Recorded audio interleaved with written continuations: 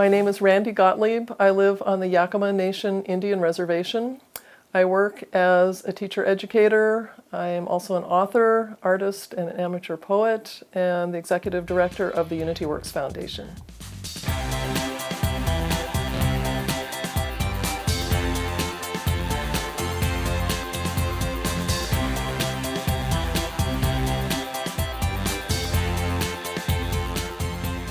Sometimes in my classes, I ask for a volunteer to come up and open this jar. Easy, right? But I say there's one catch. You can only use your fingers. You can't use your palm or your thumb or anything else. So they try and they try and they try and they can't open it. I say, okay, now use your thumb. Simple. So this is a really easy way to demonstrate that diversity adds value. It's not something to be afraid of. It's not something scary. It's not something to be shunned. It's actually something that we need because we have 4 fingers on one hand and we only have 1 thumb. So which is the majority, the fingers, and which is the minority? It's the thumb. And in English, we call this, for biology majors, we call it opposable, which means it moves in the opposite direction than our fingers. So we could have 4 fingers or we could have 6 fingers or 10 fingers and we still wouldn't be able to open the jar until we had that opposing force. And that's the way I think of men and women or any type of diversity, is it's something that adds to the mix and it brings something special that we can contribute to the human race. My story begins as far back as I know with my family, and that's with my grandparents. All 4 grandparents were refugees to the United States. They came from Eastern Europe, escaping the persecution of the Jews, and they each came alone. They were about 14, 15 years old. They came on a boat to a strange land. They didn't know anybody. They didn't know the language, and all they brought with them were the clothes on their back. They were the ones that had been chosen by each family to survive. And those 4 grandparents eventually met and had children, and those 2 children, my mother and father, moved out to California to get away from the cold, the snow, and also persecution of the Jews in that part of the world. They thought they would have a fresh start in a new land. My mom graduated from Teachers College Columbia in New York and was offered a job out in California. That's how she got there. She passed all the tests with flying colors, filled out the application form. They said, great, you've got the job. Come a week before school starts so you can fill out all the forms and set up your room and do all the paperwork. So she arrived and met the principal, started filling out the forms. And when it came to the space for religion, as the Jews were taught to do, she left it blank. And the principal took a look at her application, saw the blank space, and said, you must be Jewish. Tore it up and said, get out of my school. So that was the end of her career as a teacher, just before it even began.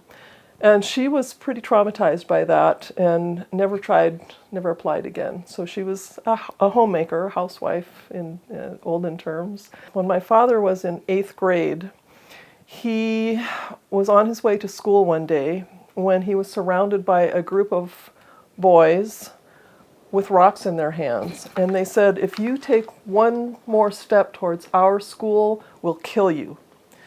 And he turned around and never went back. Never finished the 8th grade, and jumped on a train. He actually, I think he came illegally, so he was one of those illegal immigrants that we're hearing about. Jumped on a train and came out to California, Los Angeles, and made his living doing odd jobs because people wouldn't hire Jews at that time.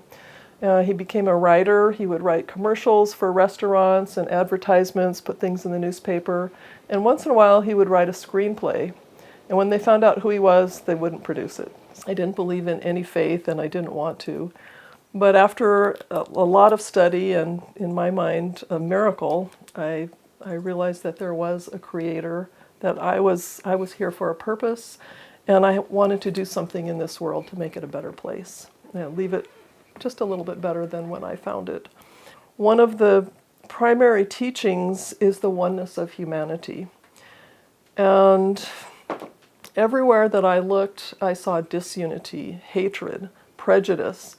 And after a while, I got pretty discouraged, but I realized that I could either be discouraged and nothing would change, or I could do something about it and try to make some positive changes.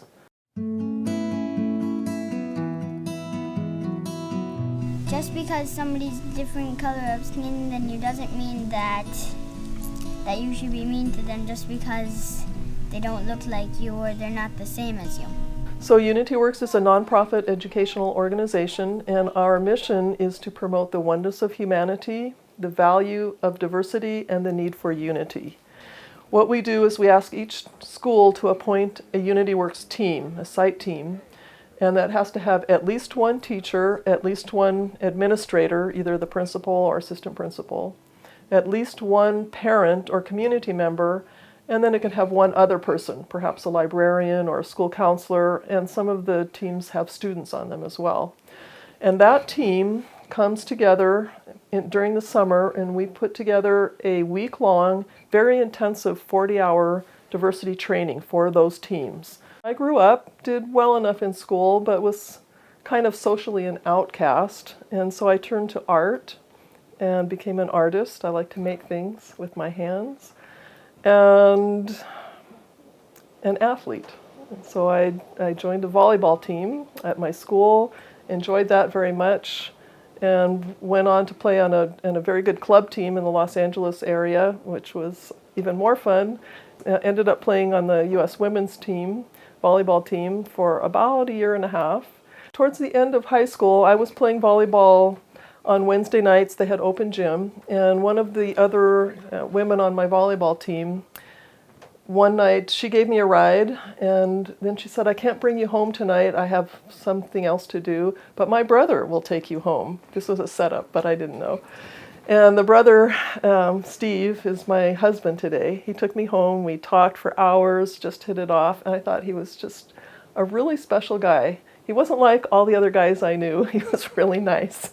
And he had a good heart, and he cared about the world. He was very concerned with overpopulation, with the environment and pollution, with war, and he wanted to make the world a better place, which is what attracted me to him. And then he asked me to marry him. My parents had a very difficult marriage, and I really attribute that to some of the persecution that they encountered and that my grandparents encountered because of their faith. And so they were always on edge, very tense. There was never enough money in our household. We always had hand-me-downs. We weren't always sure about food. And all of those stresses and tensions put a lot of stress on the marriage. So there was a lot of fighting in my home. That convinced me that marriage was a bad thing, because that's the only marriage that I knew. And so I didn't ever want to marry, and I never wanted to have children, because why bring children into such a horrible world? That was my thought at the time. And also, I was raised without any faith, because they had been so traumatized by their experiences that they wanted to spare the children. We knew that we had Jewish ancestry. Once in a while we celebrated Hanukkah, but that was about it. Never went to religious school, synagogue, never studied any of the scriptures, and never talked about God. So I had no belief in a supreme being either.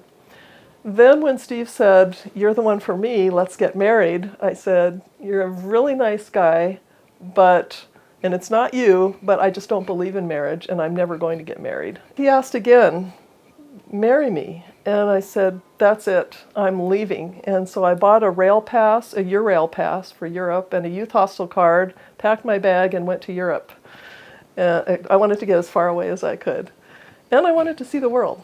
I had never really experienced this kind of diversity, but I met with communists and gypsies and drug smugglers and all kinds of interesting people, and that just kind of like plowed up the soil of my heart, and I was beginning to see the world in a very different way.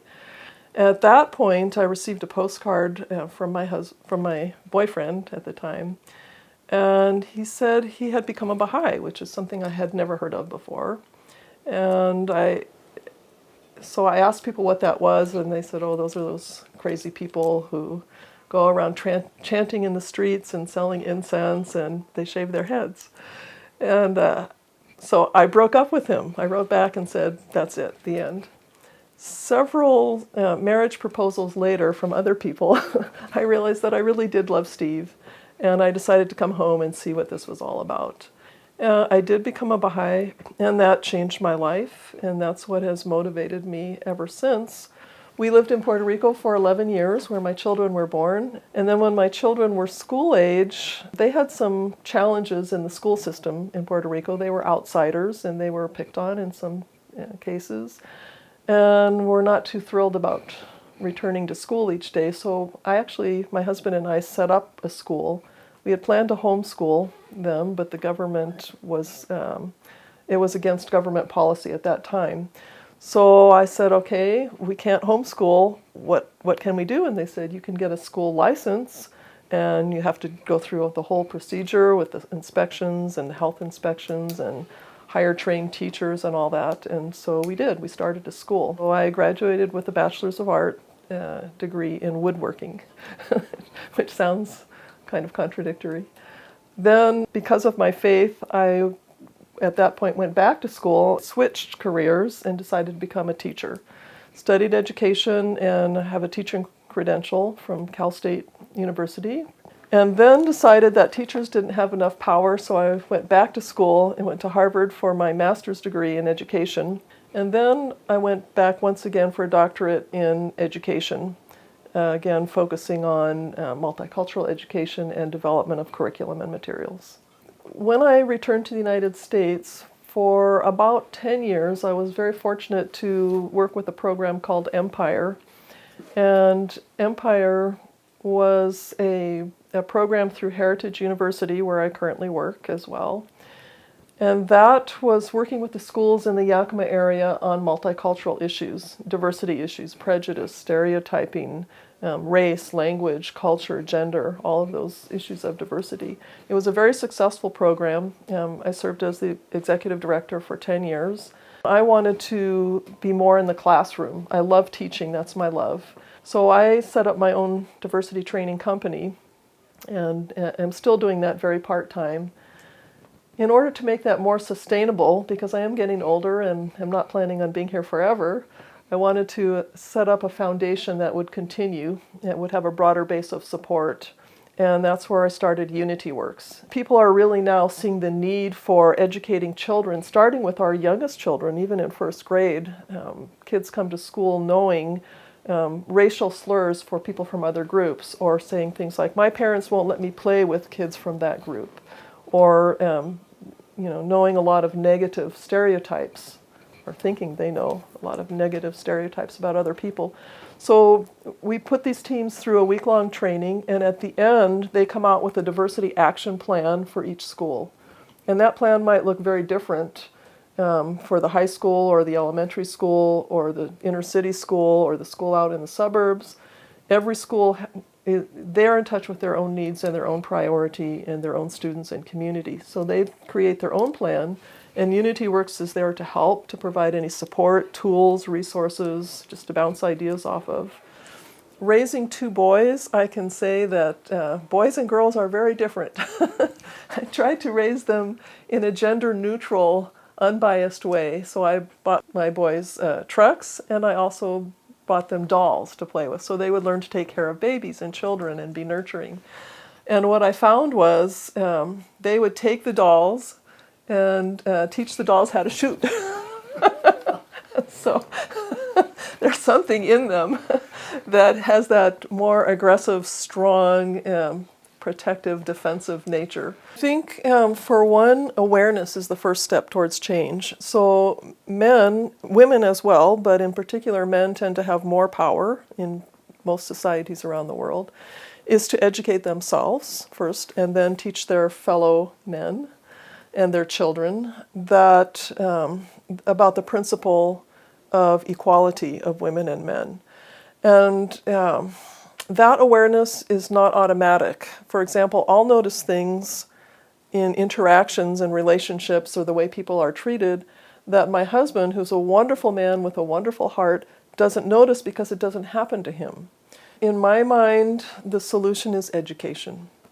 Starting with as young as possible, even in the mother's womb. If we can educate mothers to educate their children about equality and oneness and wholeness of the human race, then when those children grow up, they will have a very different outlook on the world and on other people, and will treat people as brothers and sisters and family members, and not as inferior or different. So I'm not sure I really have any words of wisdom other than to all of us to find a way to realize that we are one human family. We live on one planet. We have to take care of it, and we have to take care of each other.